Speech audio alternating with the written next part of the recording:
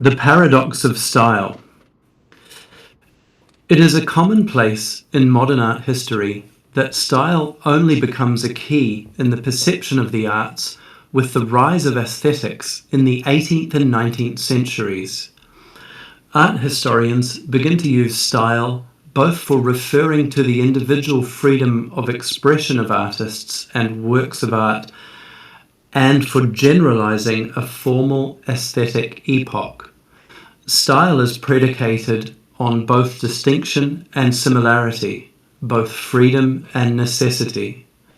Panofsky, as an art historian, observes as it preserves coherence while offering difference.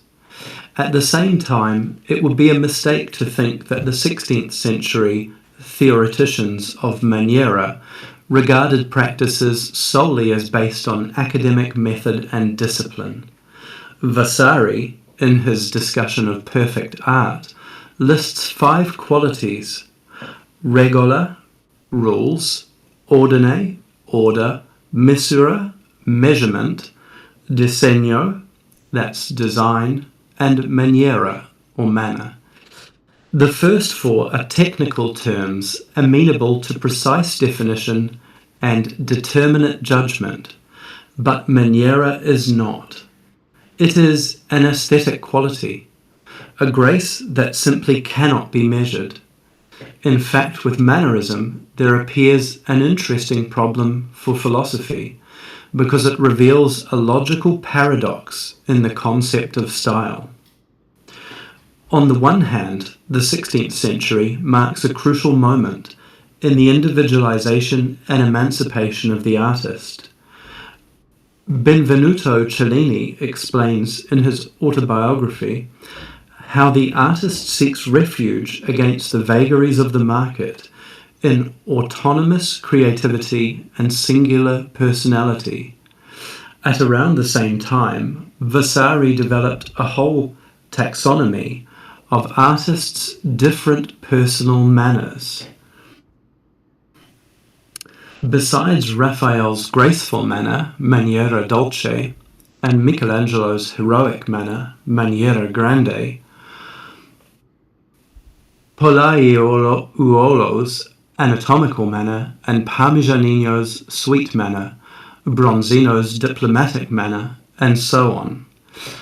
At the beginning of art criticism and art history, manner is both an affirmation of a positive judgment of artistic quality and a description of the freedom and method with which each artist deviates from nature and the more original models from the past. In Vasari, manner marks a loss of artistic innocence, since the modern artist is now explicitly expected to go beyond the general taste in a particularly affected way. On the other hand, the mannerist focus on peculiarities puts at risk the very idea of a unified art and the principles of its historical development from the vecchia maniera to the maniera moderna and the terza età, the third age, in Florentine painting that begins with Andrea del Sarto, as well as the criteria for distinguishing historical and geographical manners such as the vecchia maniera greca, maniera egizia, etrusca, tedesca, fiamminga, italiana, di Lombardia, di Roma, and so on. A selection needs to be made between a true style and its perversion and decline. Almost without exception, art historians and philosophers have therefore tended to reduce many of the personalized manners to artificial tricks or stereotyped mannerisms, which ultimately would lead to the rejection of mannerism tout court. Kant and Hegel's judgments are typical. Mannerism, manieren, is another kind of aping, an aping of peculiarity, originality, in general, for the sake of distancing oneself as far as possible from imitators, while the talent requisite to enable one to be at the same time exemplary is absent. And for manner concerns the particular and therefore accidental idiosyncrasies of the artist, and these, instead of the topic itself and its ideal representation, come out and assert themselves in the production of the work of art. But is a manner by definition also mannered? And does it follow that the artistic significance of a whole stylish epoch ultimately lies in its dissolution in subjective idiosyncrasies, as if the stylish style, to pick up on John Shearman's famous formula, which, like Robert Klein's notion of Mannerism as art of art, emphasizes both estrangement and self-referentiality, was ultimately lacking all style. If the concept of Mannerism is to resist the stock judgment implying artistic degeneration, then the classical division between an essential style and its particular varieties or mannerisms is impossible to uphold. In the analytical understanding of style, whatever lies beyond the checklists of psychology and history, the difference that is neither generality nor peculiarity can only be analysed as extra-stylistic. As Shearman's tautological definition reflects, however, in Mannerism, the particular itself aspires to the status of a universal, forcing into contradiction the generic set of which it used to be a part, and becoming itself like a class that includes itself as its sole member.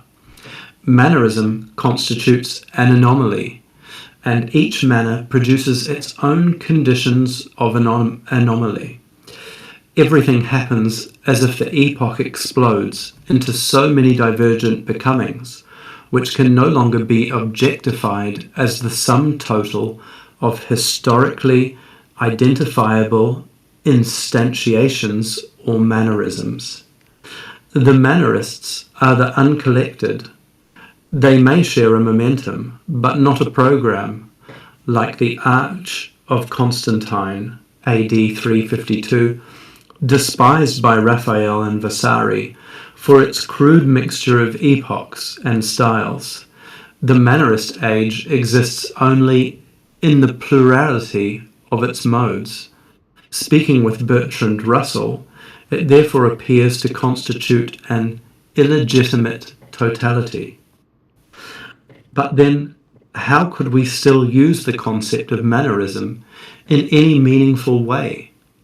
At this point, we should remember that Vasari called his portraits lives, vitae, and not rules or general principles.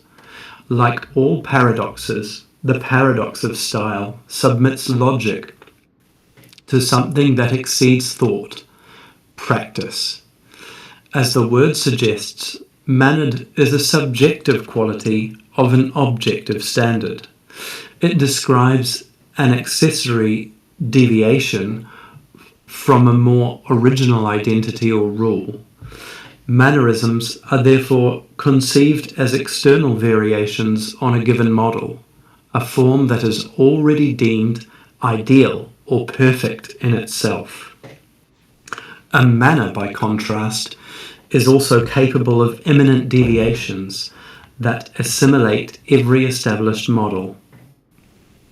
Giancarlo Maiorino has pointed out how, in 16th century art theory, the Italian term perfettamente puts the highest standard of classicism into a superlative quantification that appears logically redundant, but effectively marks the point where quantity turns into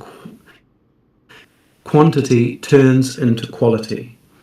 By the end of the High Renaissance, it seemed that everything that could be achieved had already been achieved, and no more difficulties, technical or otherwise, remained to be solved.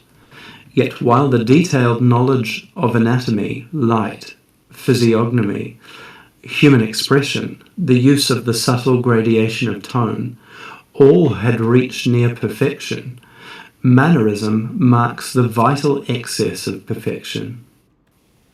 From humanist perfection, perfezione, employed by Brunelleschi and Alberti, these are architects, to the early Mannerist wholly perfect, perfettissimo, used by Baldassare, Castiglione, and Vasari, to the later Mannerist perfettamente, used by Vincenzo Danti. This hyperbolic excess brought perfection within a modal reach at the other side of the concept itself. Mannerism returned to the realm of practice, where humanism had raised to ideal heights. In the shift from the noun to the adjectival to the adverbial, from idealization to stylization, Mannerism discovers an inventiveness and variability beyond measure. The adverbial mode toned down teleological concerns so that perfection brought out forms of a mannered understanding of its own potential.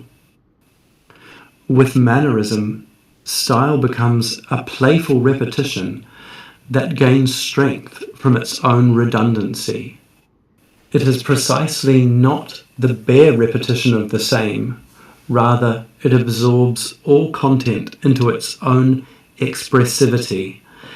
Excess took on itself, reversing matter into maniera. Rather than a stable identity then, Mannerism reveals style to be an internal manner of change. It marks both the breakdown of the classical distribution of the general style and particular mannerism, and the breakthrough of manner. Instead of owing its existence to a more original style, a manner multiplies the original and constitutes an original multiplicity itself. That is to say, with every degree of perfection, quantity may turn into a new quality, and whereas a mannerism is nothing more than a reified and essentialized manner, a manner can be infinitely repeated and continuously varied upon, all the while retaining all of its originality. Our understanding of the mode of existence of mannerism is inseparable from what we understand by a manner's originality, its capacity to both unify and disperse.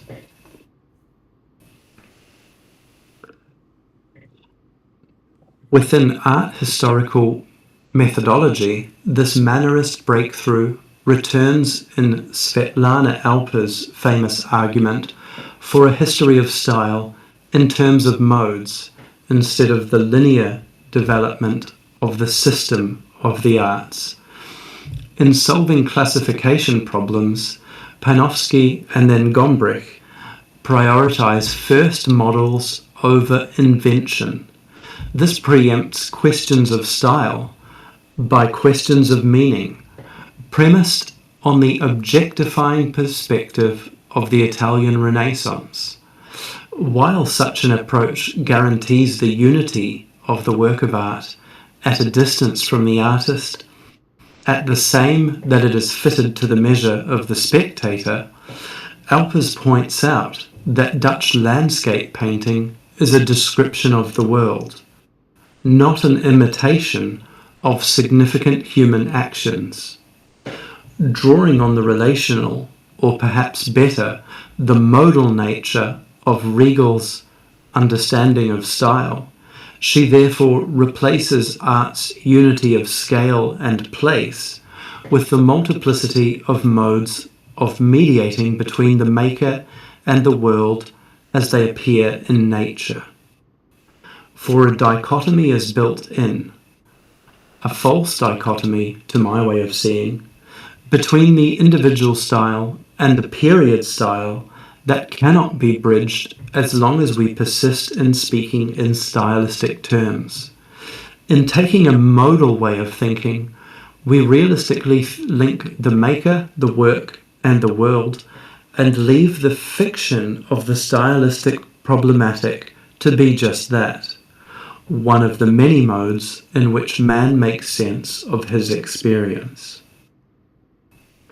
But the ontological question that remains untouched in Alper's work is what precisely constitutes the simultaneously unifying and differentiating power of a mode.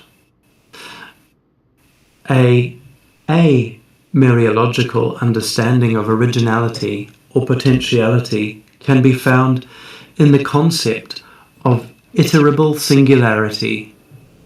In The Coming Community, Agamben discusses a series of third figures in addition to genus and species, including what scholastics refer to as exemplars or manneries, one singularity among others, that simultaneously stand for each of them. In discussions of the problem of individuation, a manner defines individuality not by particular properties divided according to a common nature, as was the case with Thomas Aquinas, but according to the habitual disposition that is continually regenerated through its continually taking place. Agamben gives the example of 12th century scholastic philosopher Uguccione da Pisa. Species is called manner, as when one says, grass of this species, that is, manner, grows in my garden. Here, the manner of the grass, its suchness, is neither the property of a specific leaf of grass, or type of grass, nor of grass in general.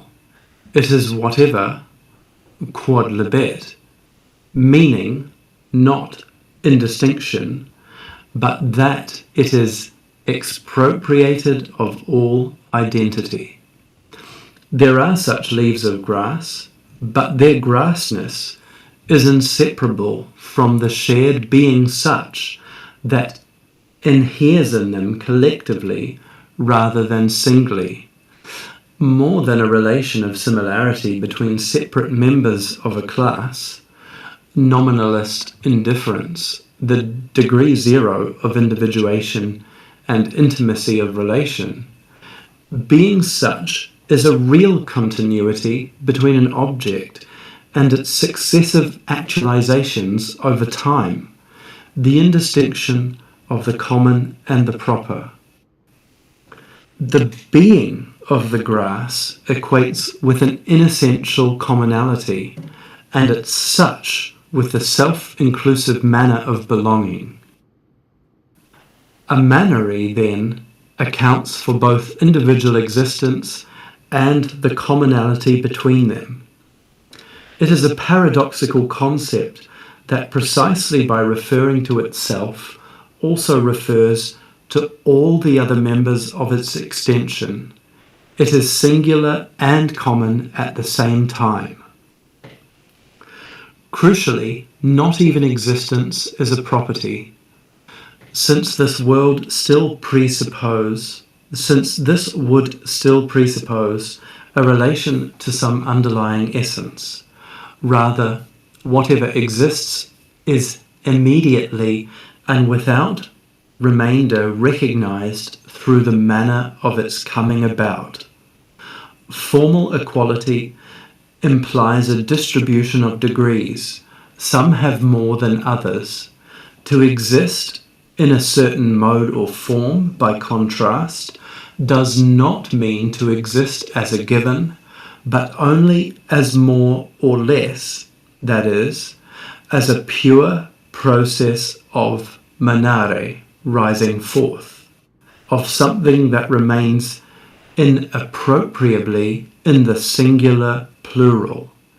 A singular manner of being knows only a manner of rising forth, not a being that is in this or that mode, but a being that is its mode of being, and thus, while remaining singular and not indifferent, is multiple and valid for all. As a principle of individuation that is both constitutive and pragmatic, a manner is prelapsarian, simultaneously new and eternal. It never finishes individuating and is constituted only by the infinite series of modal oscillations in which it takes place and shows itself, whether in the Roman Empire or in the Weimar Republic.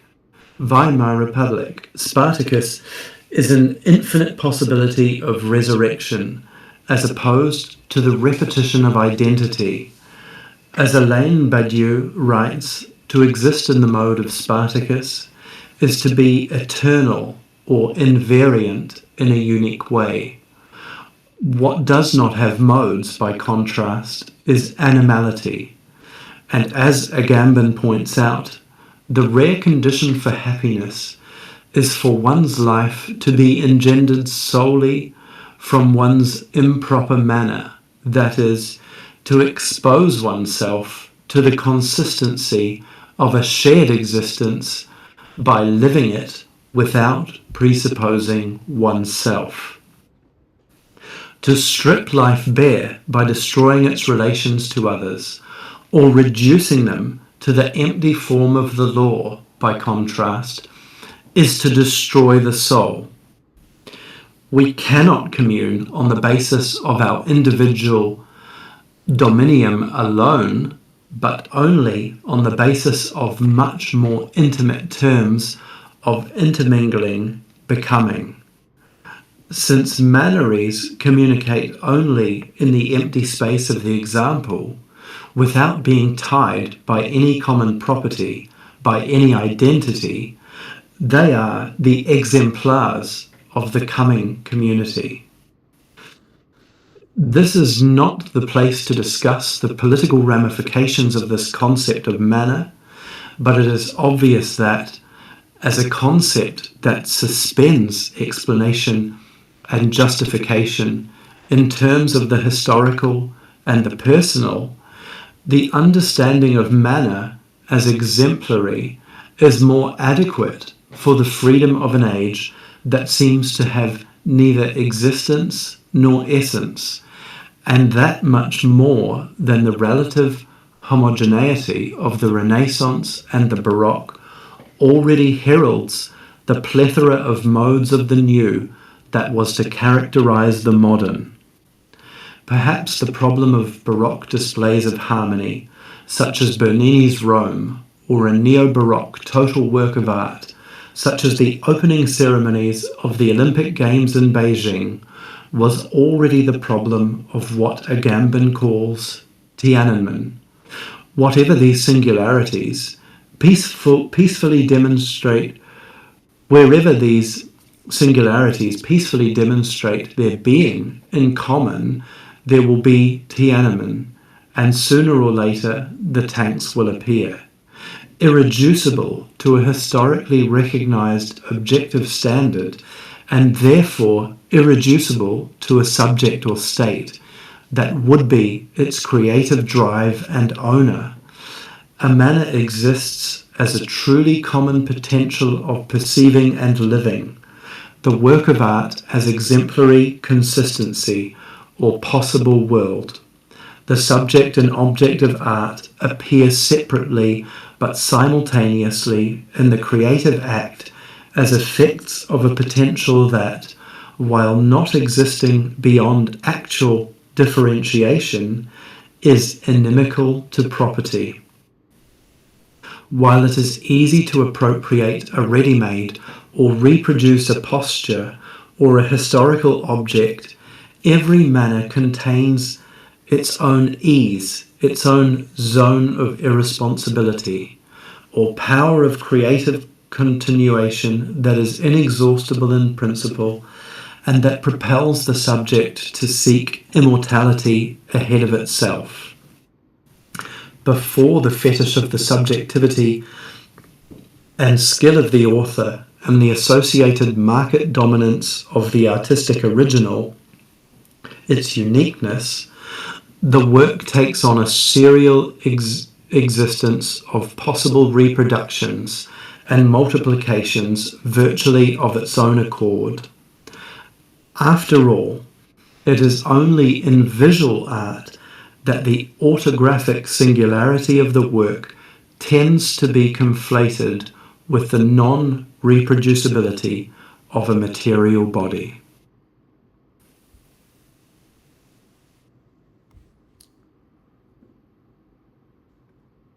That was pretty lit. Yep. Does anyone have any critique?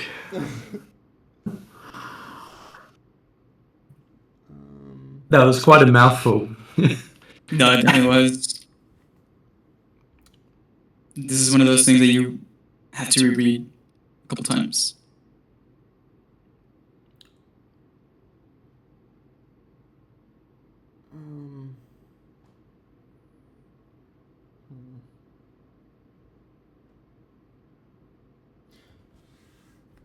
There is sort of something kind of interesting, but I feel like it doesn't really quite relate to Mannerism all that much. But when they were talking about to strip life bare, that quote,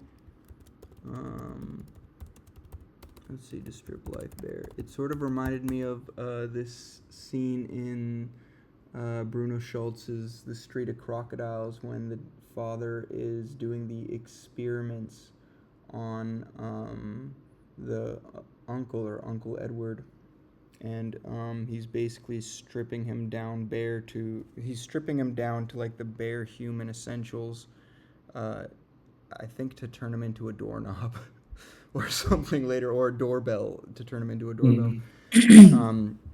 And that, I believe, was a critique of like empiricism and that sort of de-enchantment that was happening during the empiricist movement.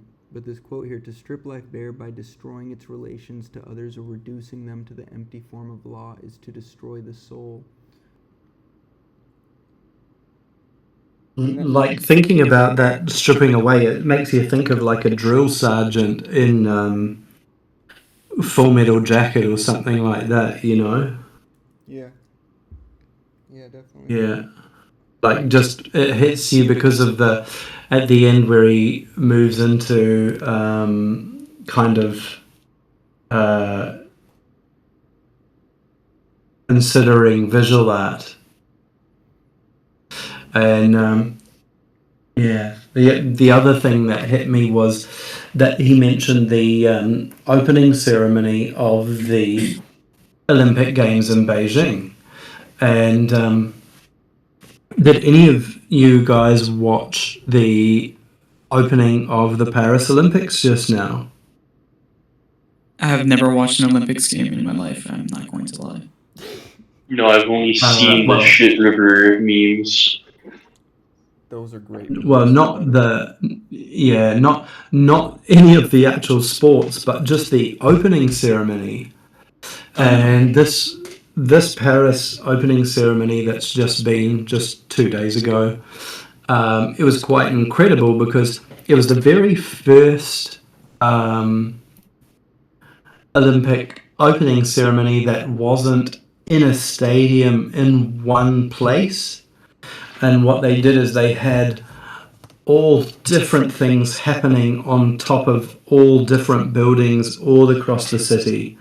Like you had, and the whole Olympic procession actually happened on the River Seine. If you imagine, I don't know if you guys have ever been to Paris, but a big river runs through the heart of the city, the Seine, and they had all the athletes each on a different boat or barge, some large barges or large boats would have like 3 different countries' contingents, each with their country name and flag, and all in their sort of uniform, and they were cruising down the river, and they come along in alphabetical order, except for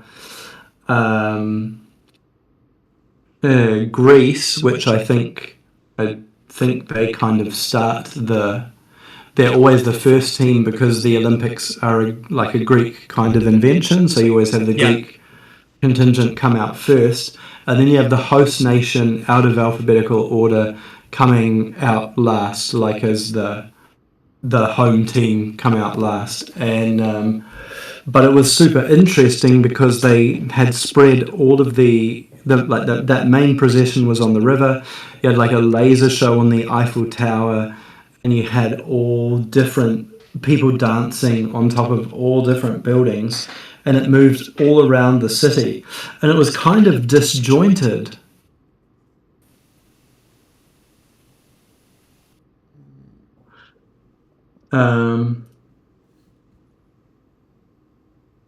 So was it mannerism? Is the question. One of the things But yeah, maybe have a check out of the highlights of the Paris opening just to get an idea. Like, it's such a huge media event, and I can't remember so much the opening of the opening ceremonies of the games in Beijing, and I have to go back and look at it now after seeing the text. Like, it would be a very interesting comparison to look at the Beijing opening compared against the Paris opening, and they both kind of represent a very different mode of thought.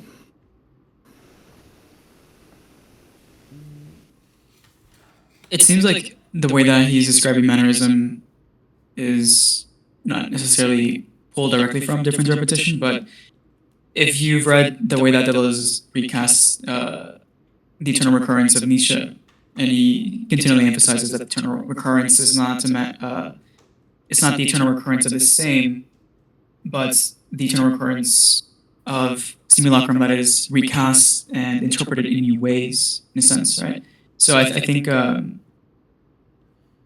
he's definitely pulling from Deleuze's recasting of the eternal return, in a sense. When he talks about mannerism, I always I think about that. That was sort of something we were talking Yeah. about in the last discussion. We were talking when we were discussing lateness. We were somewhat talking about mannerism, touching on. Fuck, I wish I remembered the specifics, but it was like how Triangle thinking versus circle thinking, and the rhizomatic. yeah, that near the very end when we were talking about like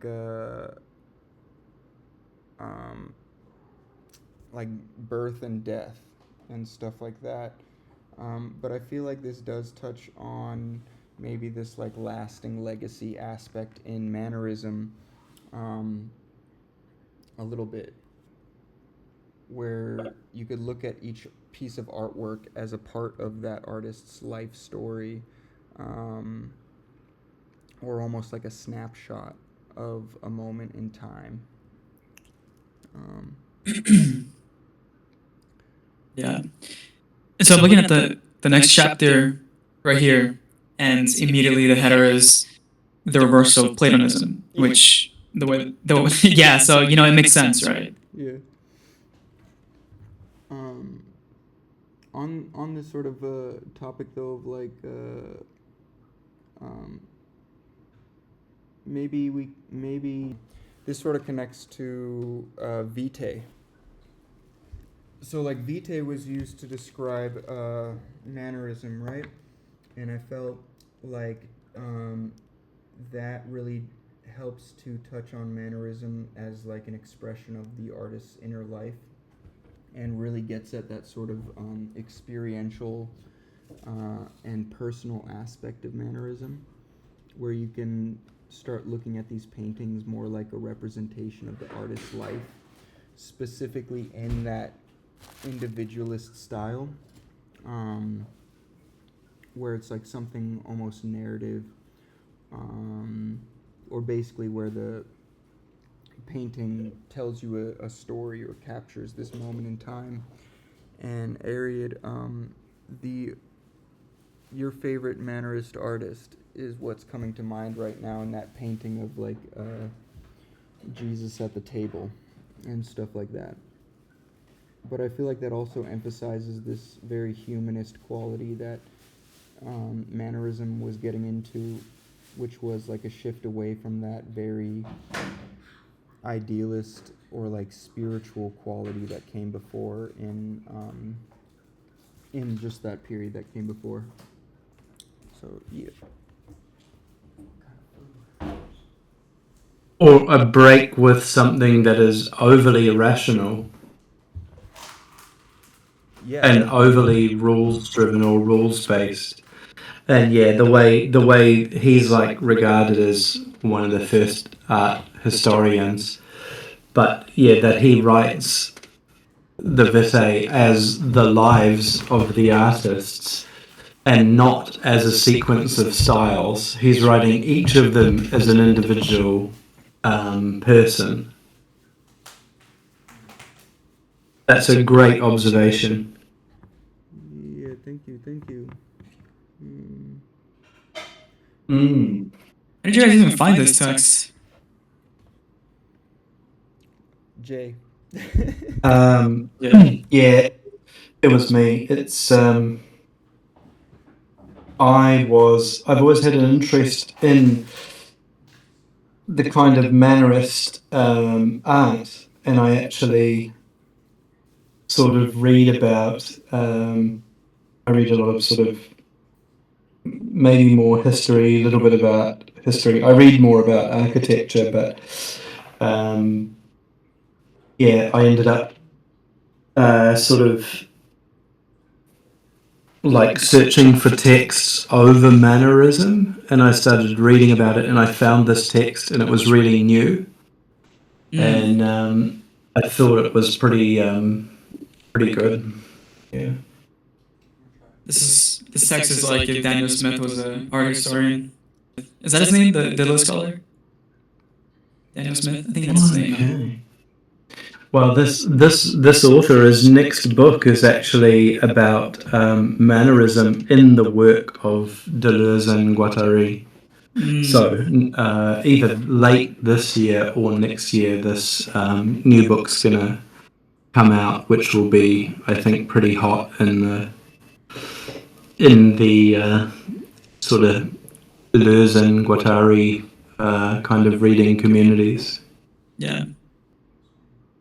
Yeah, Daniel Smith, he's a professor at Purdue, and he has a couple of books that are collections of essays that he's written on Deleuze. And I'm looking at this next chapter that we're about to read, and it basically goes through the same concepts that Daniel Smith takes on, as in the principle of distribution, right here. I'm looking at this right now. And the mythical, or the myth that Plato prompts up in simulacra and in repetition. Do you guys all want to read the next section? It's like the first part, this reversal, is about 5 pages. I can. Does anyone else want? I can read it. Yep, you can start off if anyone else wants to jump in, of course. All right. Mannerist aesthetics. Deleuze, the reversal of Platonism. The Mannerist reversal of essence into manner inaugurates in the history of Western arts a movement that Nietzsche, following Burckhardt, would later denominate more generally as the reversal of Platonism. Having only imperfect models and indeterminate ruins, the imitation of antiquity in the Renaissance was inseparable from mimetic excess, a reawakening of the dead, as in the case of Gradiva, in which new media and new practices replace and collect what is left of the Roman corpse with an uncanny hallucination. Like the resemblance between Paul and Luther, the very notion of the Renaissance implies a selection and idealization within a whole field of complex relations between antiquity and early modernity, which find their ultimate aim and legitimation in the preservation and reactivation in contemporary life. Hence, Nietzsche's claim in The Gay Science that the criterion of the eternal return is actuality rather than the past, or Marx's observation in the 18th Brumaire of Louis Napoleon that history always repeats itself twice, and that the mimesis of the Roman Republic in the French Revolution does not happen in the reflection of the historian, but comes from the future. In order to distinguish between legitimate and illegitimate repetitions, Plato invoked the mythical ground of an original identity or model and conceived of representation as its hierarchic principle of distribution. True copies participate in the idea to the extent that they internally resemble it, whereas simulacra are judged too different to have a rightful claim to its presence. As set out in Book 10 of the Republic, the danger of mimesis is not so much its falsity, but its capacity for change. All mimesis is dialectical. It is both poetic and admirable, in the sense of generative and treacherous, in the sense that it cannot exist without alterity. Precisely because difference and multiplication are irresistible, they must be made the means for the political control and the didactic formation of bodies within the established division of labor. In an under-problematized form, this intuition that order is established in repetition returns in Aristotle's contained definition of art as the imitation of nature, or the medieval ideal of Christomimesis, and lies at the heart of Western culture up until modernity, which imposed a ban on imitation, first of all in the cult of genius. Because it takes truthful representation as its principle, however, Platonism does not allow for an adequate understanding of simulacra as original repetitions, whereas Plato himself still had an intuition that, with respect to the necessity of repetition, the difference between what is and what is not has no relevance. Simulacra must be understood as differing from copies, not in degree, but in nature, rather than through internal resemblance and external difference. They participate in the original through internal difference and external similarity. Deleuze therefore argues that Platonism is not the manifest doctrine of the model and its iterations, but first of all, a latent practice of selection among the multiplicity of rival claims, which share only a certain resonance across their disparity. Difference is the ordeal of repetition. Quotes, difference is behind everything, but behind difference there's nothing. End quotes. To reverse Platonism is not to overturn the hierarchy of idea and copy, and thus remain stuck in the representational logic of original identity, including the repetition of the historical essence of Platonism as deriving from Plato himself, like a repeated signature as warrant of authenticity, but to liberate repetition from the regime of representation and truthfulness to the point that resemblance itself turns out to be only displaced metamorphosis. Quotes, the new, with its power of beginning and beginning again, remains forever new. End quotes. Thus, we have two kinds of repetition: bare repetition, or representation and the massed repetition that is repetition proper. Quotes, repetition can always be represented as extreme resemblance or perfect equivalence, but the fact that one can pass by degrees from one thing to another does not prevent there being difference in kind. End quotes. Only in the case of masked repetition, iteration in a certain manner or under a certain guise is the repeated itself changed by the repetition. Here, a repetition does not resemble or equal, but effectively becomes the repeater that absorbs the repeated and thereby renders inoperative the very notion of the copy. Considered for itself, repetition merely repeats its own internal singularity, such that the first is not an original, but an event that internalizes what follows. Deleuze illustrates this inclusive disjunction with reference to Charles Pigouid, I don't know how to pronounce that, Pigouid, who spoke of the power or mystique of the initial events as something, for example, Monet's First Water Lily, that calls for virtuoso repetitions that pay homage to it without aiming to resemble or equate it. Such a repetition that superadds itself is not an expression of generality, repetition of the same or equal, but of the universality of the unrepeatable. Like a breath within a breath, it is the production of an asymmetrical or disjunctive synthesis between past and future that escapes the present as stable reference for their distinction. Quotes, the present is the repeater, the past is repetition itself, but the future is that which is repeated. End quotes. This is why Nietzsche's philosophy of the eternal return of the same is not so much the content of a metaphysical doctrine, like Plato's founding myth of secular time, but a practical test in which only what differs returns.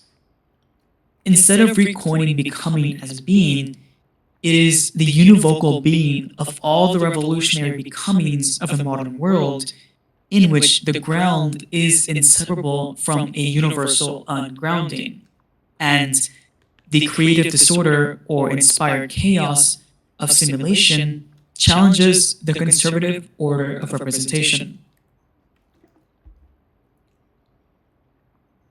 For both Nietzsche and Deleuze, this reversal of Platonism in the logic of simulation constitutes the mode of existence in modern arts. In replacing the ontology of essence with the generative and transformative force of difference, it makes what is participates in a political ontology of what can be.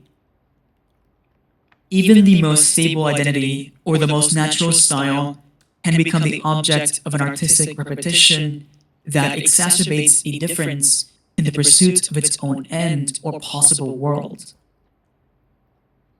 Quote, art does not imitate, above all because it repeats. It repeats all the repetitions by virtue of an internal power. An imitation is a copy, but art is simulation. It reverses copies into simulacra. Even the most mechanical, the most banal, the most habitual, and the most stereotyped repetition finds a place in works of art. It is always displaced in relation to other repetitions, and it is subject to the condition that a difference may be extracted from it for these other repetitions. For there is no other aesthetic problem than that of the insertion of art into everyday life. Art aesthetically reproduces the illusions and mystifications which make up the real essence of this civilization in order that difference may at last be expressed with the force of anger, which is itself repetitive and capable of introducing the strangest selection, even if this is only a contradiction here and there. In other words, a freedom for the end of a world. End quote.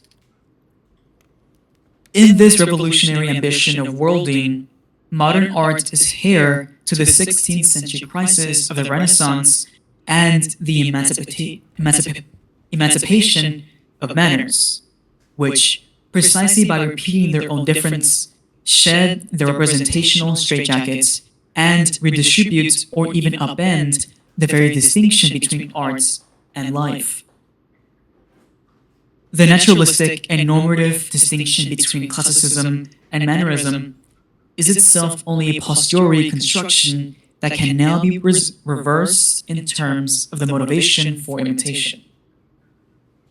Classicism is a servile imitation and reduction of life, transcendent imitation, while Mannerism points towards the more creative imitation of art as a stimulus for life, imminent imitation or mass repetition. The paradox of style nonetheless shows that a categorical substitution of difference for resemblance is not enough to guarantee the authenticity of arts. After all, no Mannerist artist would have conceived of himself as anti-classical. Mannerism, seen as overtly stylized and tending toward camp, continues to appear at right angles with modernism, with its dizzying velocity of style changes driven by the paradox of non-style or the notion of a styleless, transparent style. Modern art, precisely to the extent that it continues to define difference in terms of originality and truthfulness, continues to put its fate in the hands of the historicist cycle of the progression of style and its regression into mannerisms.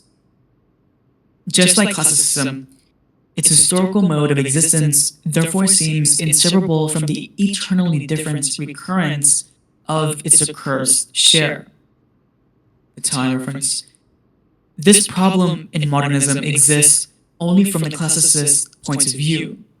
However, since, from a Mannerist perspective, the modern breakthrough of manners continues not the historical essence of arts, but its ahistorical becoming, its de- and re-territorialization. The Mannerist excess of the late Renaissance already erases the idea of a radical, amimetical modernity, replacing it with a more continual messiness that exceeds epochal sequences. Their mode of participation is perhaps best characterized through play. Quote, "The Mannerist plays precisely when he feels desperate. The classicist becomes serious when he wants to play." End quote. The affirmation of play, of its adverbial surplus value through the artifice of esqueness, as Misumi calls it, corresponds to a power of imminent variation.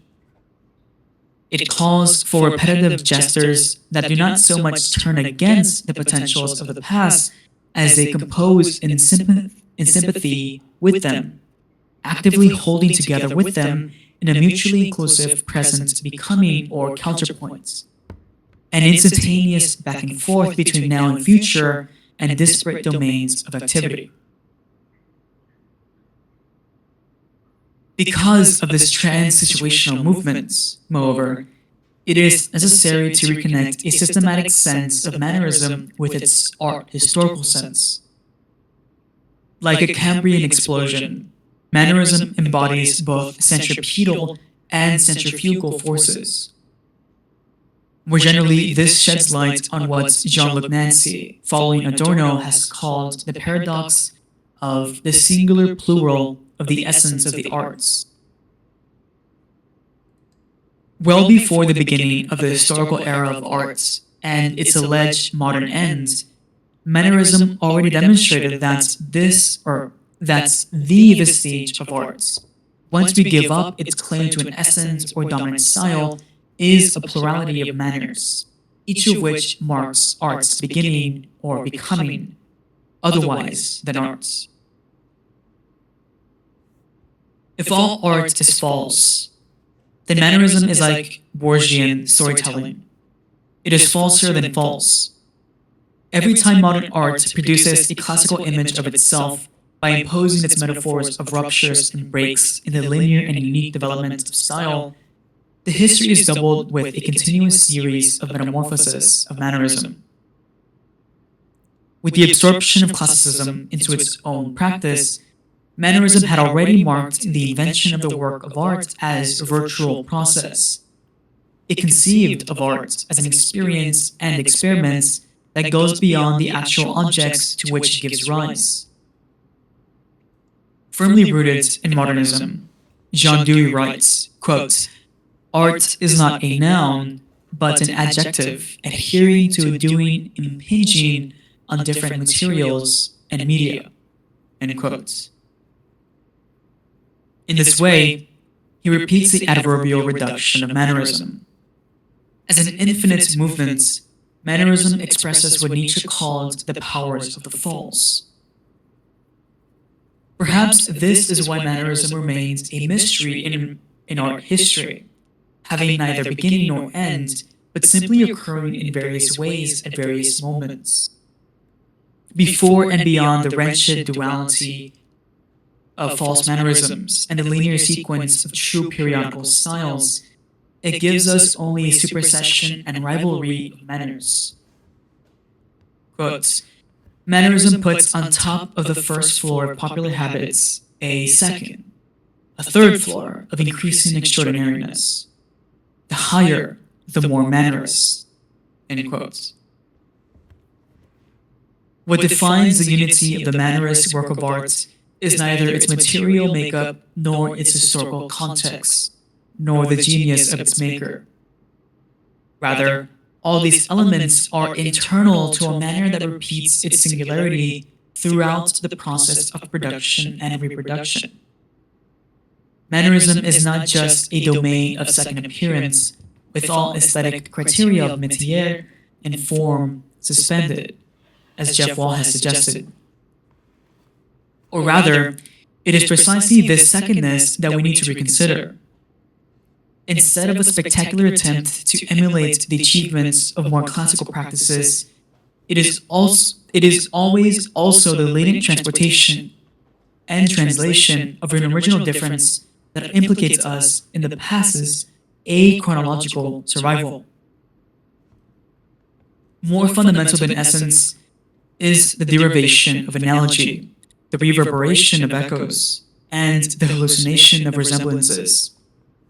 Mannerism is precisely this pastness perpetually in the present and tending toward the future as opposed to a present that has passed.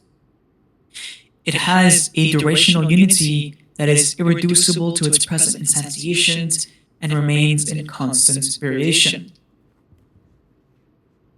This is why Deleuze can claim simultaneously that Francis Bacon paints in the manner of Michelangelo, and that every painter recapitulates the whole history of painting in her own way. Irreducible not only to his own psyche or the cultural codes of his time, but also to its historical sequence of instantiations, Bacon restores the Michelangelesque maniera as occurrence, becoming, or events. Because it is singular, the practice of painting in the mode of Michelangelo cannot be appropriated and copied without undergoing a change. Yet, because it is universal, it can still be used as a creative potential up until today. Modal essences persist, but not immutably. In the play of repetitions without external ends, the criteria are not those of qualitative resemblance or quantitative equivalence, the two aspects of the generality of exchange, but those of theft and gift, the circulation of the singular. Good artists copy, great artists steal. Liberated from the moral role of identity, model, and copy, life and art engage in a mutually inclusive relation, a double deterritorialization. In Bacon, the maniera grande is not subjected to a play of individuated mannerisms and ready-mades from the past. It is not the degeneration from grand manner to mere manner. What binds him to Michelangelo is a trans-historical and trans-individual torsion. a form of expression which mobilizes the past itself toward the future and which succumbs to a subjective mannerism only when its power of repetition is depleted and reduced to historically objective representation. Quote, in every respect, repetition is a transgression. It puts law into question. It denounces its nominal or general character in favor of a more profound and more artistic reality. End quote. For art history, this means that art precedes science. Every history of art is also an anti-history, an account of the various chronological moments, contractions of here and there, in which artists have found means to create blocks of floating time or becomings that escape from the stable strata of history and call forth an emerging future. I'm gonna stop there because my tongue is kind of worn out. Yeah, that was a lot of reading. That was really good. Great reading, thank you. You're welcome. There's something here that just stuck out to me was the word genius that was mentioned early on. The Cult of Genius? Yeah, the Cult of Genius. Yeah, the Cult of Genius. There we go. Okay, so yeah, in Emerson's Self-Reliance, which is a really, really good text of theirs, he says, to believe your own thought, to believe that what is true for you in your private heart is true for all men. That is genius. Which I thought was pretty awesome. And then another quote from Emerson. He says, in every work of genius, we recognize our own rejected thoughts. They come back to us with a certain alienated majesty. It's a good example because Emerson was one of the people that Nietzsche read the most throughout his life. Yep. One of the only people that Nietzsche really didn't repudiate in any stage of his life, but continuously admired and took a lot from. So, this is a good example. If you start reading Emerson and then you move to Nietzsche, it makes a lot of Nietzsche's thoughts a lot clearer. Yeah. You're like, oh shit, you just got this from Emerson's this, or you just get. Yeah, he had a couple of Emerson's books that were translated into German in his personal library and very clearly worn and annotated. Yeah. You So hello guys. I was actually listening to I was listening to the reading for the last like 15 minutes. I was just very silent. I just had something to add to the conversation about Emerson. I think it's very interesting sometimes when you think about thinkers' inspirations. As far as there is an element of chronology that's involved. I hope this is not like maybe too far fetched from the conversation because I've had to join in a little bit late. But there is an element. Thank you very much. An element of chronology involved when we chart thinkers' inspirations, because obviously we think of thinking as kind of a corruptive force, in the very sense that we, if you want to break it down to a more base element, we sometimes think of ideology as a corruptive force, right? Although we also understand there's a very common element to ideology, or a very vulgar element almost to ideology, which is that you cannot not be prescribed to one, in the very sense that you have a body that propels you, it sort of finds itself, but it follows a certain rhythm, and that is sort of the ideology. The reason I bring this up is because when we regard thinkers' influences, that is to say, you said that what thinker was it you said was influenced by Emerson, or Nietzsche. vice versa? Nietzsche. So Nietzsche owned a bunch of Emerson's works, right? Yeah. So it's interesting to think of there being a kind of proto-force to will in some of the transcendentalist texts from American history. But then, is that like a genuine hauntology, or is that like a lucid reaching back and like grasping at a truth that's not there? right? To call something a proto-fossil world is like kind of a grand statement to say. So it's like really interesting when we think of thinkers' influences as being a corruptive element.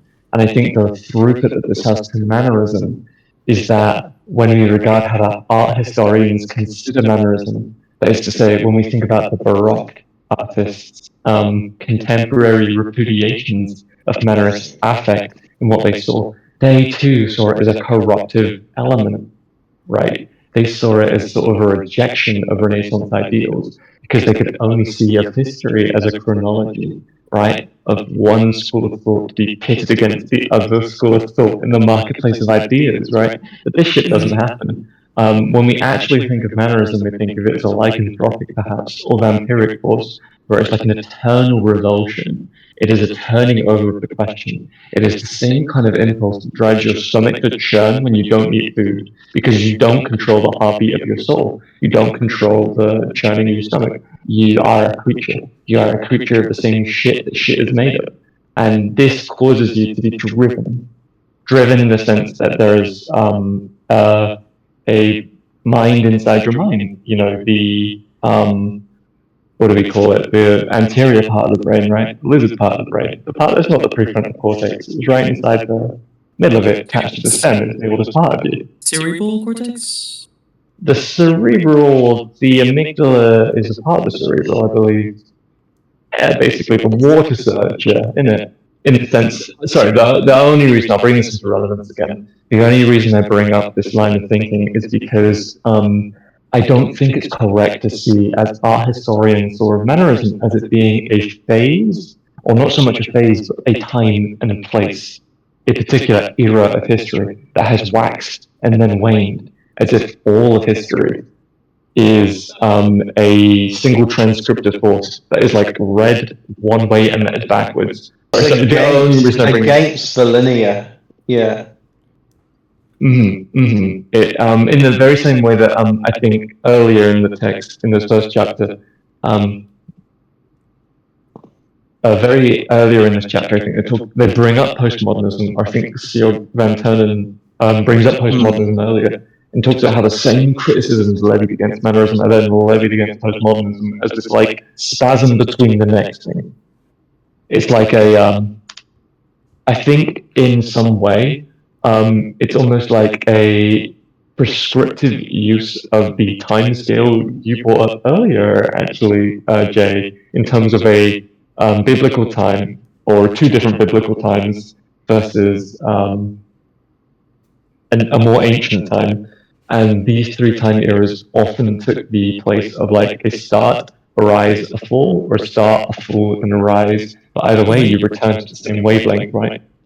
And this is what the Baroque artists hope to install beyond the rift of the degrace of Renaissance high art, right? Because they saw it as Renaissance high art being like a new epiphany, a new golden, a new high, right? A new reach of mankind. And then the mannerisms is kind of like spasm, right? But you get it too good, and then you just fall into decadence, or you fall into degradescence and rot. Well, you could think about how the Dutch so-called golden age of painting, and that term is now contested because immediately after the golden age, obviously, the Netherlands did go into a economic decline, but people kept painting. They didn't stop painting, and they moved like through with the times, kind of in parallel with Germany and with France, their neighbours. But what you were saying before also made me think of that Hegelian thought, and like, and this is actually another biblical mode of thought, but that the wise society is the basis for the wise individual, and that it was only in a certain time, in a certain, like, in that wise society, that a person could hold those certain thoughts or views. And then you have that idea, like, where Napoleon is riding in on a horse. If it wasn't Napoleon, it would have been someone else, because it was that time in that moment, and only someone in that moment with the basis of that society could hold those thoughts. But if that person wasn't the one to come forward, then shortly after, someone else would have come forward with doing that same thing. I think something that Jay's saying is extremely important to recognize as well, at least in my mind, is that there's a kind of blunt historicity that we could read the entire collation of the earth and the creatures upon it knowledge, and only see a very sort of stagnant or already purified form of view if you take everything at sort of a face value. But at the same time, I think Jay is trying to point out that actually there is almost like an unrecordable archive, or like an archive that's sort of built up on the experience that pushed itself forward through the topsoil, that can only really be read or collated by a person from that time. There's kind of an emotive, I guess, how do I call it, transcendence. But like, there's a very real and lived history to an era that cannot really be touched upon knowing about it. And that's always why I'm very, very struck by maybe, say, there's like a particular way that Deleuze reads history. You know, when he gives his Spinoza book, the first chapter is just about Spinoza's life, and there's a certain way of reading history where sometimes you learn about what a person goes through, and all of a sudden it sort of kind of starts to make sense more, like why somebody might be led somewhere, or what the flows at that time would have been for them. The very questions that they would have had to answer with their own body, and why it's a very hard thing to really actually broach when it comes through to just reading about rote facts and rote dates. You can hear names, you can hear things, but if you, I think, maybe try to almost swap the very like lived history of the Earth for, in this era, you know, Art Deco happened at this era, and then Art Nouveau was like 10 years before, you just lose everything, right? Everything almost slips out of you. All you learn are like words, but nothing about them. And I think that's a kind of thing that I sometimes appreciate in Jay, when it's like there's this stress on how it must have been to live through that time. You can't be drawn into that, what I call spirit of the age arguments. Like, we should avoid leaning too much into those. Like, not denying that things were only made possible by a technological underpinning, like advances in technology that underpinned certain, like, things were not possible to be built without certain technologies that arrived. But then when you go into spirit of the age arguments, not for me. I think something for me that is an important fact to consider when talking about spirit of the age arguments is I think a lot of the time people have a difficulty in trying to explain how technology changes society, and it's not their fault, it's because it's an extremely difficult and touchy spiral, right? In the sense that you have like multiple, there's mainly two sides of the argument. I've talked about a little bit before. There's technological determinism and there's social reductionism. But unfortunately, you can't really fully believe in one, because, in the sense it's spiral, it's a cause and effect which lurches into the other so readily that you can't read if a situation is so sclerosed. And so all you have is technology operating as a social force, and a social force that operates indistinguishably from technology. So there isn't really a point of distinction that can be demarcated or carved out so loudly. All we know is that the printing press did it. It's a unity of a unity of opposites, or a dialectic. But ultimately, what I mean is, we know technology changes society, but we also don't know how much it's an additive force, not so much like an outside thing that externalizes the environment, but like a thing that has always been in composition with us, much like companion species, right? We call them companion species for a reason. It's because their genealogy is no such distinguishable from our genealogy, right?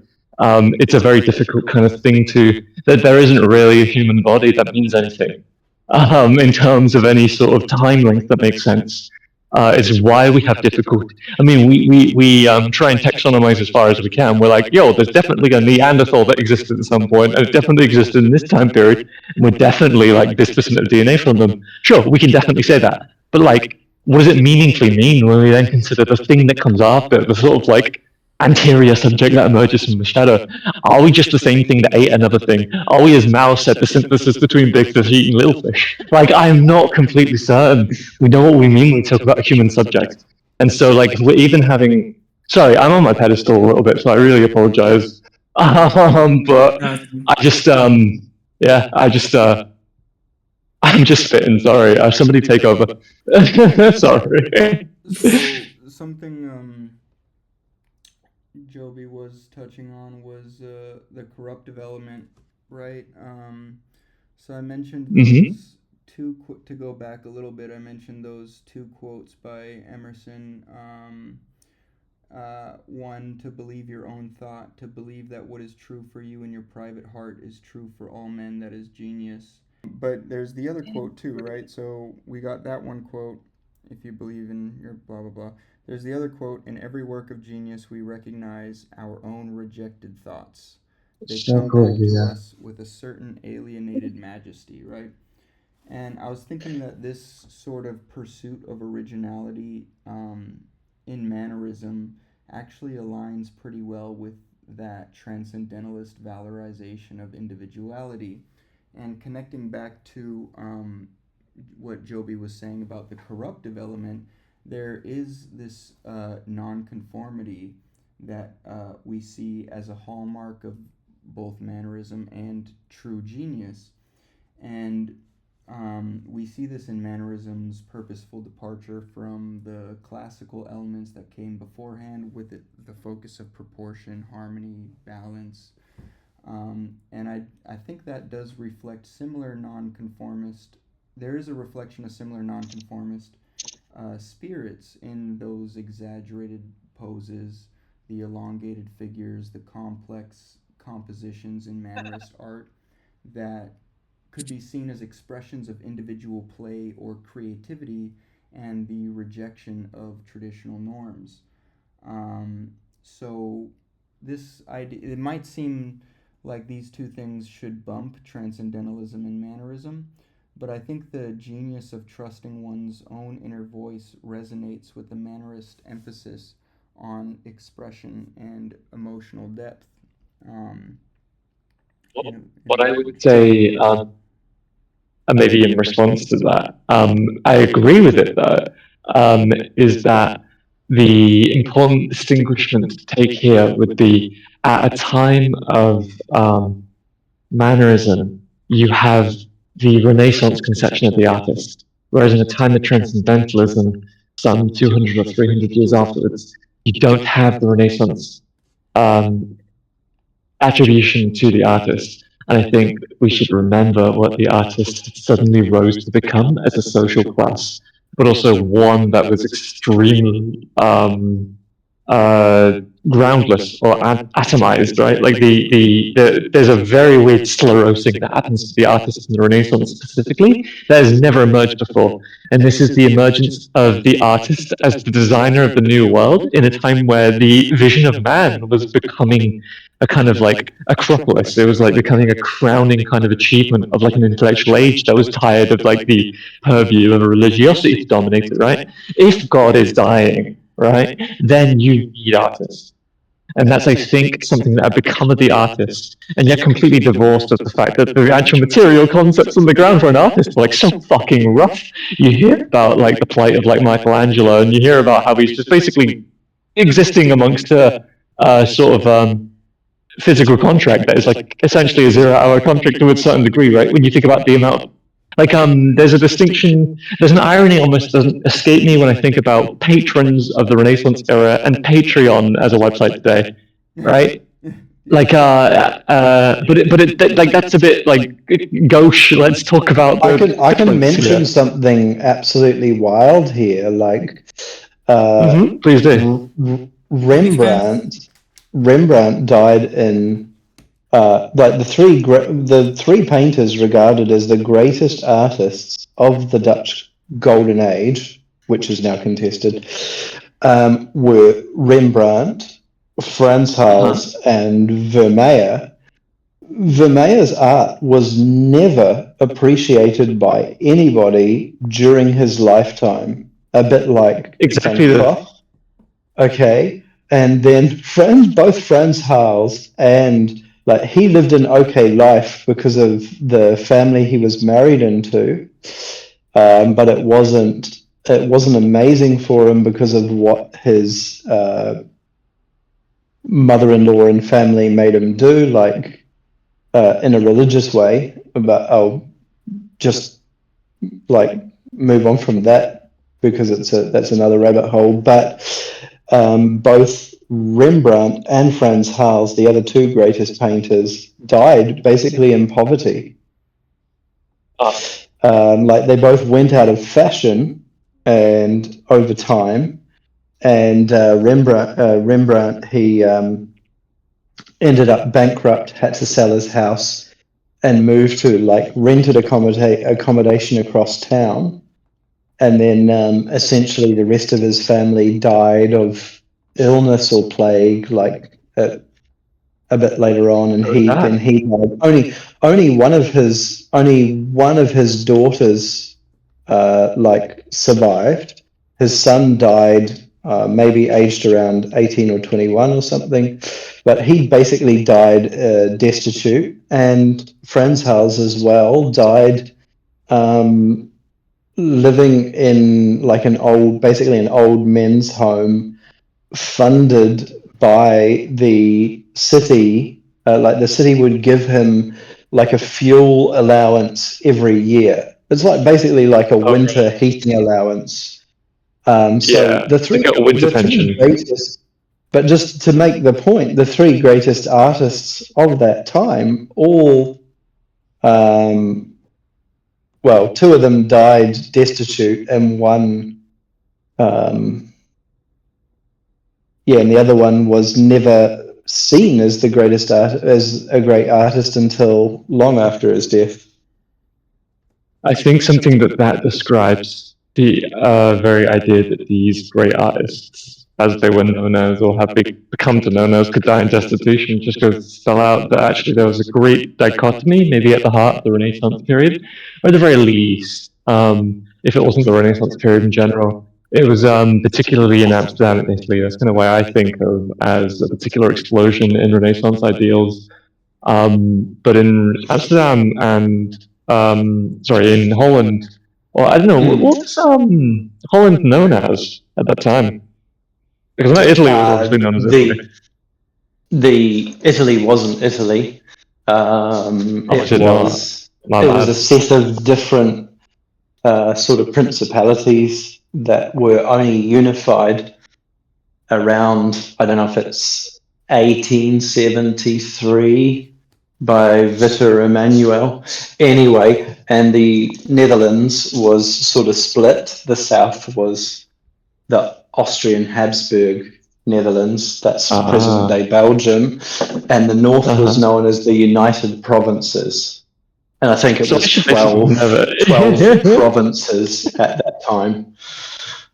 Thank you very much. I should never basically yap my yarn. Short version of the history. Thank you for the truncated version. It kind of puts my my idea of, well, Holland could have been something specific, but Italy was Italy. I'm just stupid, that's all. I digress. There's a very, very particular amount of cultural exchange that goes on between them at that particular period in the late 1500s to the early 1600s. Absolutely right. In fact, earlier in the late 1400s and early 1500s, there's a big cultural exchange between the Low Countries and Italy. Yeah, I know later on that kind of, what was the previous point actually? Let me go back to that. This kind of cultural exchange.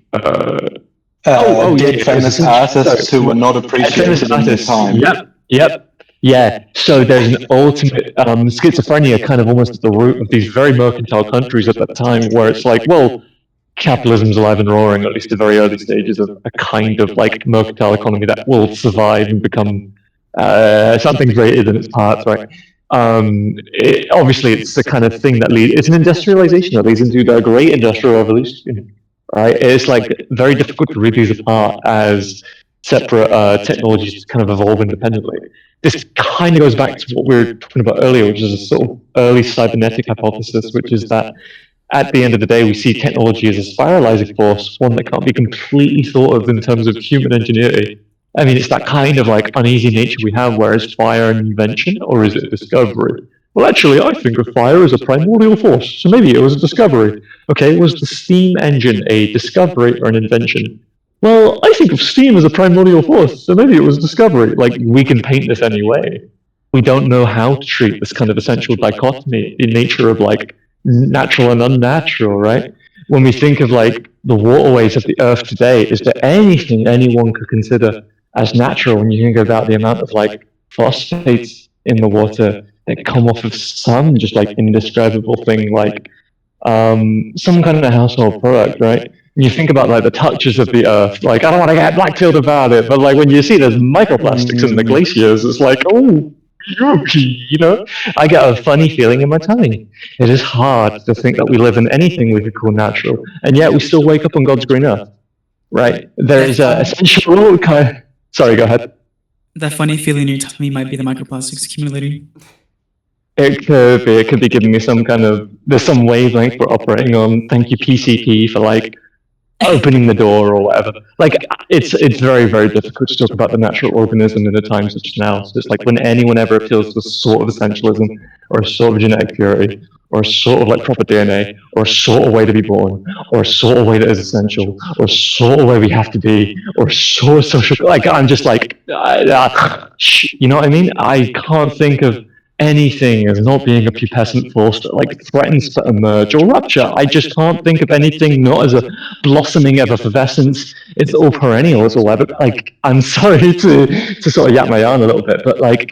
I think the only reason anyone's important is that they're only here for a brief and kissing moment on Earth. And I think this is kind of the way we have to sometimes think about the technological change in the course of all of humanity. I think there's maybe two sort of schisms you can make. I hope this is appropriate, and I'll make my final point. I think the two ways you could maybe read technology as a social progression in terms of a human story would be to read of it as either Promethean or Daedalic. Sorry, to read it as either Promethean or Daedalic. Daedalus and Prometheus as being those particular figures. Sorry, was there something you wanted to say? Yeah, if you want to move your timeline over just to the Industrial Revolution and to the birth of capitalism, I think there's a much easier way to be able to analyze the way that certain technologies are preferred or called in a certain sense. So obviously, there's a very great Marxist reading here that you could do here, but I don't know if you've read Fossil Capital by Andreas Malm. I have not read that. Do you know of it? Oh, I've read How to Blow Up a Pipeline. Yeah. Well, in Fossil Capital, which is his PhD thesis, he looks at Britain during the early 1920s and the cotton mills that use water prior to the transition from water to steam. One of the main reasons why steam was preferred is because when cotton capitalists had to erect water mills, they had to be very close to a running body of water, a river, streamlet, things like that, right? So that obviously restricted the labor force that you could acquire, and it also restricted the time that you could operate, right? The time that the fixed capital that you're buying and deploying here could operate, right? So it was very uneasy. There wasn't necessarily a fixed time in which labor power could be set in motion. You had to be subjected to the whims of this body of water that you were dependent on. Yeah. And so one of the things that they did during this time was they erected quasi-towns around huge watermill installations to bring labor power in. So you would have schools, churches, small markets, inside of these towns. And oftentimes the labor that they had to procure was through apprenticeship systems, where you would get people that were not of age. You get minors, children, women mostly, and basically force them to work and to make up lost time whenever the water wasn't running, and to force them to work during times where the water was ecstatic, right? Isn't that So amazing? The idea of lost time. yeah. Yeah, so the steam really freed them from being beholden to nature, Yeah, to being, you could burn coal or fuel any time to power the mill. yeah. So it's Yeah. dominion over nature in that transition. What it also allowed was, instead of bringing people to you with steam engines, you could go directly to large cities and set up installations there where there was a plethora of labor power to choose from, right? And you could more easily regulate the activity of the labor power that you buy. And so basically, it was more so about being able to control. This is what Andrea's mom argues, Yeah. is that it was more so about being able to control and regulate labor power under fixed in a fixed time, right? Yeah. So obviously, another byproduct of this is that you're able to run on a fuel that is not geographically locked. It is independent on any, geographical fixation. It's sort of abundant. Yeah. Yeah. So there's also that kind of argument, right? And you can see this is where the CCRU, maybe Nick Land, ties in here, is that after the sever between industrial production and nature, severed, this connection is severed, it becomes this spiraling loop of technology being chosen because you're able to weed out. It accelerates the means. Yeah, you're able to weed out labor power that is unruly as well. If you automate certain parts of production, you're able to weed out labor power that would otherwise force you to capitulate to the demands of labor power. But automation gives capitalists more leverage in doing this. So there's an obvious argument here that the main reason or the main driver of technological change and choice from the beginning of capitalism is precisely for this purpose, rather than like a naive that it benefits us in a sense, right? One of the reasons why, or I guess you could say that one of the main drivers for the choices and the technologies that we implement in our means of production is to call the leverage that labor power has against capitalists, and to be able to automate what previously people manually did. Yeah, and I think the real interesting adjacent point to make up about that is there is a very interesting technology. I talk about this quite a bit. Sometimes it might be a very boring point for everyone here. There's a very interesting technology I think about when I think about the Industrial Revolution, which is the introduction of the locomotive steam engine.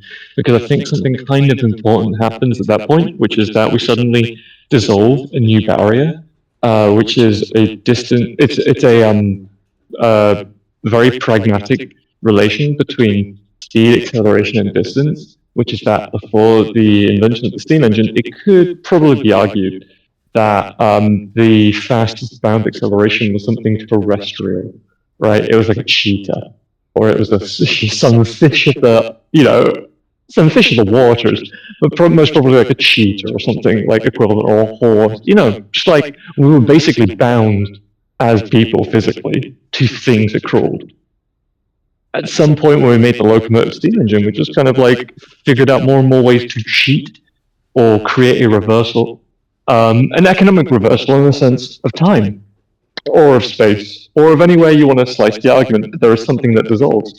And I think that the dissolution of that Gordian knot allows for us to just talk right now, right? It just allows for us to cheat distance, right? So we can talk at the same time. Or if you want to think of it another way, it allows us to not cheat distance, but to show how we have snapped something elastic somewhere. And I think it's that kind of affordance that technology allows us that acts as a kind of debt. It's a kind of cheating somewhere, right? Or at the very least, we've tapped into a certain fundamental nature of the universe.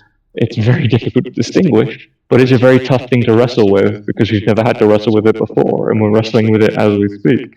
So to like consider how and where and when these things happened, I think is important for us. And so to think about the nature of acceleration in general is not something not to be thought about. But when you speak about how actually acceleration is increasing in a very material sense, is eliminating labor power, and that is kind of how it operates when you think about systems in terms of efficiency. And actually, it also is pretty conducive towards, like, if you want to be Deleuze-Guattarian about it and think not of subjectivity, but about abstract machines, and of like there just being things to plug into other things, then it makes sense for a kind of general rationale of efficiency to emerge. But then what we mean by efficiency means very different things. Like in broader concepts. Sorry, maybe we're going very far away from mannerism here, so I'll cut the conversation short. But if we want to talk about it afterwards, we can. Yeah, that's fine. It just made me think about the very first train line over in the world is between Liverpool and Manchester. That's the first, like, kind of, well, they call it the first ticketed, timetabled train line. It was dual tracks. But before that, there was one other train line somewhere in the northeast of England. I don't know if it's near Newcastle or somewhere around the northeast. And it basically was just a single track train line that moved workers. It picked up a whole lot of people and took them to a factory and then back every day. That was the first train line. Something else I'd like to talk about, which is a brief connection about. Do you guys ever see maybe old movies, or even movies from the 70s, or movies from the 90s, or movies from any year, and like the trains seem the same to be on? But it's I was struck by something yesterday when I was on the train, and also like why trains feel like such a familiar thing when you see them, like in any kind of like film anywhere. A lot of the trains can just have a very particular, as different as they could have like been arranged. The experience of being kind of transported and being shuttled through country is quite a particular element of trains specifically. And I had a feeling when I was on the train yesterday. I don't know if any of you guys will have experienced this before, but do you ever get that feeling? In a car, I think it's a bit more muddled, and on like a bike, you're under your own steam power. But on the train, I kind of was suddenly beholden by the fact that I never feel like I'm moving at all when I'm sitting still. There's a velocity that you hit on a metro, and you're going underground, you have nothing to compare yourself to. You don't actually think anything's changing. Like, you just don't think you're moving at all. It's almost like the whole of the world outside you is being bent to conform to you. And it's like so specific to any on rail network, I think. It's like a very specific affect. I don't really particularly get it with cars. I don't really particularly get it with like other forms of transport. But with a train, I'm always like, I just feel like the whole of time and space is being bent around me. And it quite literally is because I get somewhere faster than I ever would anywhere else, right? Does that make sense? There's an essential cheating happening somewhere. And that's what the breakdown of time and space allows. There's actually a very interesting throughput here as well, with the fact that space was the realm of power territorialization. Back when we couldn't cheat this distance. That's why castles, grand fucking visages, that's why we cared about architecture. That's why we had Great World Wonders back then, and now we have whatever we have now. I'm not making any kind of return argument here, by the way. I'm just saying that when we had a relation to space that was different, we produce different artifacts, right? And what I mean more specifically about this is castles are a very good way of showing your prestige. And like when we think about wealth, you guys ever get the whole idea about the dragon in like a vault sitting on like a pile of gold coins, right? It's kind of like a very, I don't know, like it's Yeah, a yeah, cutesy yeah. one, but it's like an image nonetheless, right? That's because we think Well, of absolute mass. Sorry, go ahead. that is from Beowulf Mm-hmm. and Grendel, the dragon sitting on the pile of gold, and then that Yeah. story is retold as the Smorg in the Hobbit, and it's but Actually, it's telling people something. That is an archetypal story that you're it's the same referencing thing, right baby. there. I was just about to say, actually, this was Attack of invented the in the 19th archetypes. century. This was invented when Young was born, and he invented archetypes. Actually, Well, the story of uh, Beowulf is basically a story of imperialism where the dragon is like basically the Dragging these nuts. rationality. Well, the dragon is like what's kind of needed to rationalize the acts of imperialism that are happening. So, like, it's a dragon of chaos. You're making some Jordan Peterson mythology right now. no, I don't know about Sorry, that. lovingly. I don't know about Peter's Dragon of work, chaos. but basically, Well, if I was an imperialist, right, and I was like, Uh, yeah, we went over there, we fucking slaughtered women and children and stole all their riches and gold, it probably wouldn't sit right with the people. So instead, you make up yeah. this myth that we went over there and we slaughtered this monster woman, we slaughtered this dragon, and we brought this back for y'all. It's like a. Mm. Kind of reminds me of contemporary anti-immigration rhetoric. Well, there's a very valid throughput here as well to a more maybe human or noble conquest too. So it's like stems from like a super interesting point, which is that there are basically two axes to read storytelling from, right? Which I actually quite enjoy here because it's got a very strong implementation of what you're talking about right now, Brett. Which is that if you want to think of storytelling as perhaps one of the most ancient technologies, in the same sense as we're talking about technology, all technologies are being a very spiralizing force on the course of humanity.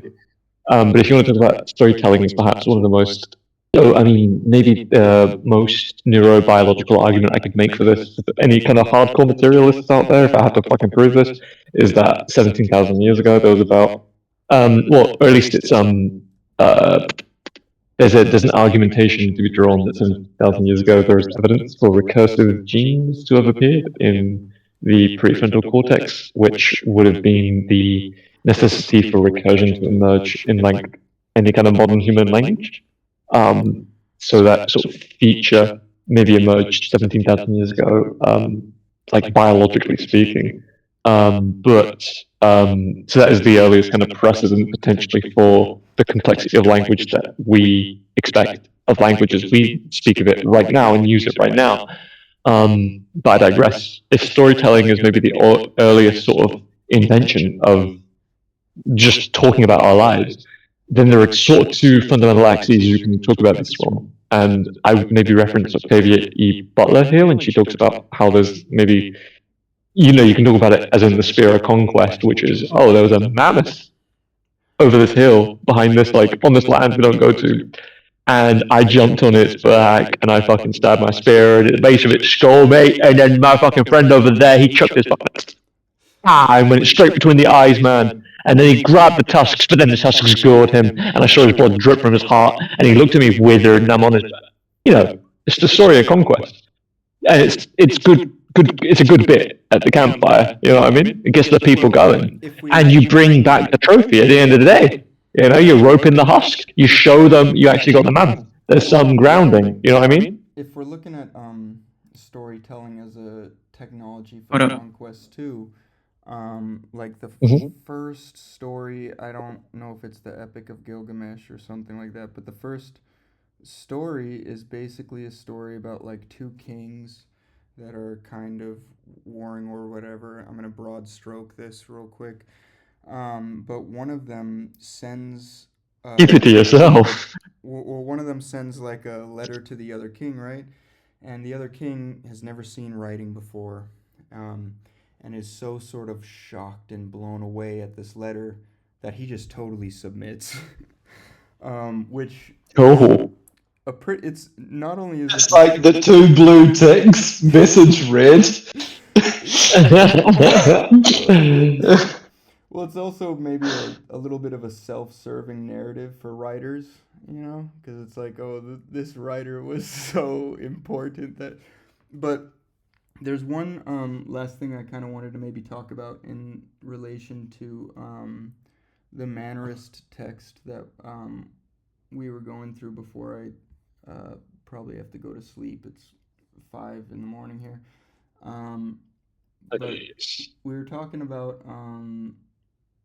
or the text was talking about Mannerism being both like individual and universal at the same time and expressing that sort of paradox. And tying it back to Emerson again, because, whatever. Emerson has this text called The Oversoul, which is very weird and very cool. But he basically suggests that there's a universal spirit that connects all individuals. And I feel like it sort of connects to Mannerist art, specifically in terms of like how Mannerism explores these themes of human experience, spirituality, the divine, and in ways that connect broader universal ideals. And that might also ref- reflect in sort of ways the transcendental belief in like a higher immanent truth expressed through like um, personal genius and stuff like that. So like if we look at mannerisms, or if we're thinking of this like power of imminent, the quote was a power of imminent variation, right? In mannerism, and we're Yeah. kind of thinking of that as like an ability of mannerism to express this wide range of emotions and forms and ideas within like a singular artistic framework. That kind of mirrors the transcendentalist idea that true genius lies in the depth and richness of each individual perception and expression. Um, Oh, right. Yeah. Yeah. and like if we also look at Sorry. Go ahead. if we also look at like mannerisms, sort of more dynamic forms too in the composition of that art, and like those really distorted and just complex poses and stuff. Um, Maybe we can start to think of those really distended figures as like visual metaphors for that emotional intensity and inner life that was also that was championed by the transcendentalists. Um, and in that I way, one, just real quick, in that go way, ahead, sorry. we could look at these variations in mannerism within that mode of art as demonstrating, um, and they're not quite this, but in demonstrating the artist's genius in exploring this like new aesthetic. But I already know, obvious, I can already anticipate a little bit what might be said. Because there's this quote here, right? What defines the unity of the Mannerist work of art is neither material makeup, nor its historical context, nor the genius of its maker. Rather, all these elements are internal to a manner that repeats its singularity throughout the process of production and reproduction, and then later, in every respect, repetition is a transgression. So, um, we can start to look at the transcendentalist notion of genius as providing us with a lens through which we can understand this emotional depth, individual play or creativity. And to tie back to what Joby was saying about the corruptive element, to the nonconformist spirit of mannerism. And so this power of like imminent variation uh, shares a semblance to this to that transcendentalist ideal of trusting one's inner voice to explore those rich and varied expressions of the human spirit, and the human spirit being that thing that unifies us all, that unifying mode of life. And yeah.